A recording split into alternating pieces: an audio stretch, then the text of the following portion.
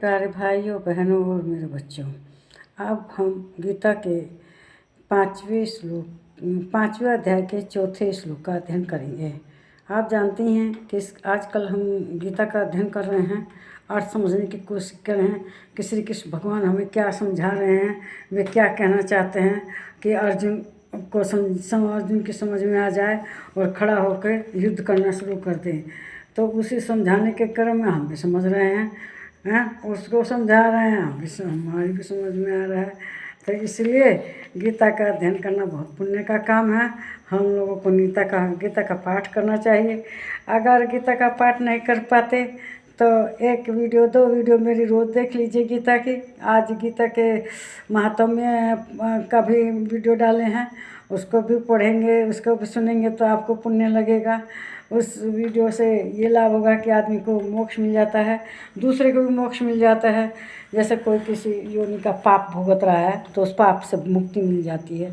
तो पाप से मुक्ति के लिए मेरी वीडियो रोज़ देखा कीजिए। इसके देखने से ना मनुष्य पिछले जन्म इस जन्म के सब पापों से मुक्त हो जाएगा, भगवान की शरण में जाएगा और मोक्ष को प्राप्त करेगा, स्वर्ग मिलेगा। वह जो भगवान का धाम है, नारायण धाम, शिव धाम, उसमें रहेगा। तो इसलिए मेरे वीडियो भाइयों बहनों रोज़ देखिए, आपके सारे काम जिंदगी में बनते चले जाएंगे। कोई ऐसी मनोकामना नहीं है जो पूरी ना होगी। किसी ने कहा है यम यम चिंतते कामम तम तम प्राप्नोति निश्चितम। जो आप कामना करेंगे वह आपकी जरूर पूरी होगी। तो इस गीता के अध्याय 5 के 4थे श्लोक में श्री कृष्ण भगवान अर्जुन से कह रहे हैं, सांख्य योगो पृथक बाला प्रवदन्ति न पंडिता एकम प्या स्थित सम्य गुभ्यो और विदते फलम। श्री कृष्ण भगवान कहते हैं कि जो पंडित लोग विद्वान हैं वे लोग योग कर्म और संन्यास कर्म को अलग अलग नहीं मानते। कहते हैं उपयुक्त संन्यास और कर्म योग को मूर्ख लोग ही अलग अलग फल देने वाले मानते हैं। मतलब जो गेरुआ कपड़ा पहन के तपस्या कर रहे हैं, जप कर रहे हैं, तप कर रहे हैं, हवन कर रहे हैं, उसको, और जो अपने कर्म में लगा हुआ है, अपने घर गृहस्थी, बाल बच्चे, जो पति पत्नी, माँ बाप, अपनी ड्यूटी करते हुए पैसा उपजाना, फिर उसको खर्च करना, घर चलाना, ये सब कर्म योग है। दोनों अलग अलग नहीं हैं। जो कर्म कर रहा है अपने घर गृहस्थी में वो भी एक योग ही है, तपस्या है, उसको अलग मत समझिए। तो जो अलग समझता है श्री कृष्ण भगवान के अनुसार वे मूर्ख लोग होते हैं। कभी भी इसको अलग नहीं समझना चाहिए।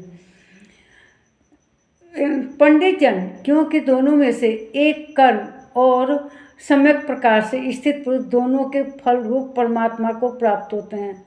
कहते हैं कि जो पंडित लोग हैं उन्हें समझना चाहिए कि जो उन दोनों से जो कर्म मिलता है, तपस्या सन्यासी को, वो जो गृहस्थ है, कर्म कर रहा है, अपने घर गृहस्थी चला रहा है, दोनों को बराबर ही पुण्य मिलता है और मोक्ष के अधिकारी दोनों होते हैं।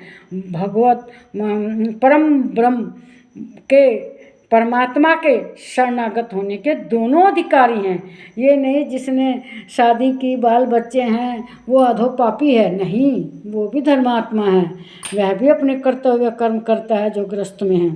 तो इसीलिए जो साधु सन्यासी हैं, खाली चोंगा पहनकर घूम रहे हैं, भीख मांग रहे हैं, तो वो तो किसी रूप में ढोंगी भी कहलाएंगे, क्योंकि वे केवल मानते हैं कि केवल जप तप से ही आदमी परमात्मा को प्राप्त कर सकता है। जबकि श्री कृष्ण भगवान अपने मुँह से स्वयं कह रहे हैं कि नहीं, ऐसा नहीं है। जो संन्यास कर्म में, सांख्य कर्म योग में है और जो परमात्मा में मिलने का अपना ख्याल रखता है, वैसे ही जो अपने घर गृहस्थी में कर्म में लगा हुआ है उसको भी बराबर ही पुण्य मिलता है।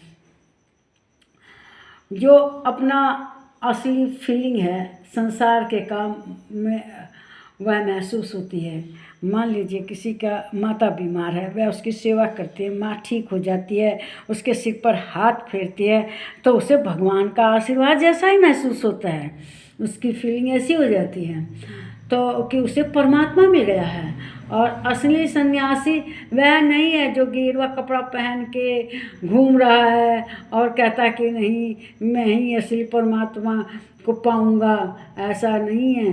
दुनिया में जो मांगता फिरता है वह असली सन्यासी नहीं है। असली सन्यासी तो वह है जो भगवान के प्रति अपनी सच्ची भक्ति रखता है, भगवान के प्रति समर्थ है। जो गेरुआ कपड़ा पहनने वाला है वो असली भक्त नहीं है भगवान का। भगवान का तो असली भक्त है जो अपने कर्तव्यों को करता है, अपने कर्मों को करता है। और इसमें दोनों रास्ते भगवान के शरण को प्राप्त करने के लिए जाते हैं, मोक्ष को जाते हैं। लेकिन जो सन्यासी का है वो टेढ़ा रास्ता है, उसमें उसे बहुत कुछ नियम पालन करना है। अगर जरा भी भटक जाता है तो वह अपने स्थान से गिर जाता है। लेकिन जो गृहस्थ है अगर उससे थोड़ी चूक हो जाए तो भगवान उसको माफ़ भी कर देते। चलो भाई माया में है, दिन रात बाल बच्चे पत्नी माता पिता कुछ गलती हो सकती है। लेकिन जो सन्यासी है उसको तो भगवान जरा भी माफ़ नहीं करते। कहते हैं जब तूने इसी का बीड़ा उठाया तो इसमें कमी कैसे आ गई। जो भगवान को पाना चाहते हैं वे अपने सभी कर्मों को भगवान को समर्पित करके और अपने कर्म में लगे रहते हैं और सब माया तोड़कर कर्म में लगे रहते हैं। कर्म फल की चिंता नहीं करते, कर्म योग करते भगवान को वे पा लेते हैं। और तथा दोनों ही रास्ते भगवान को पाने के लिए हैं। लेकिन असली वही है जो अपनी फीलिंग पर विजय पा लेता है, अपने कर्तव्य को परोपकार के समझ के करता है, अपने कर्तव्य को अपना उत्तरदायित्व समझ के करता है। वह मनुष्य भगवान को अवश्य ही प्राप्त करता है। देखो रास्ते तो दोनों भगवान को पाने के लिए ही हैं, है ना। दोनों भगवान को पाना चाहते हैं। लेकिन एक सांख्य योग का है और दूसरा कर्म योग। सांख्य योग में साधु बन के तपस्वी बन के तपस्या करके गुफाओं में कंदराओं में जाके भगवान का ध्यान लगाता है, जप करता है, दिन रात केवल भगवान के जप में ही रहता है, उसे संसार से कोई मतलब नहीं है। लेकिन ये नहीं कि जो गेरुआ कपड़ा पहन लिया वही असली सन्यासी है और योगी है और भगवान के शरण को प्राप्त करने के काबिल है। ये बिल्कुल गलत है। बल्कि असली सन्यासी वह है जो दुनिया में कर्म करते हुए भी जिसने अच्छे बुरे को एक जैसा समझता है। मान लीजिए परीक्षा दी, परीक्षा का रिजल्ट अच्छा आया तब भी वही बात है उसकी, अब बढ़िया आया तब भी हमेशा संभाव रहता है, सुख में दुख में हमेशा पैसा है नहीं है हमेशा बराबर, तो वह भगवान को जरूर पा लेता है। और वह मनुष्य को अब स्वयं ही अपना रास्ता चुनना है कि कौन ठीक है। इस वीडियो को लाइक करें, शेयर करें, इस पर कमेंट करें, प्लीज़ मेरे चैनल को सब्सक्राइब कीजिए। नमस्कार मेरे प्यारे भाइयों बहनों और बच्चों।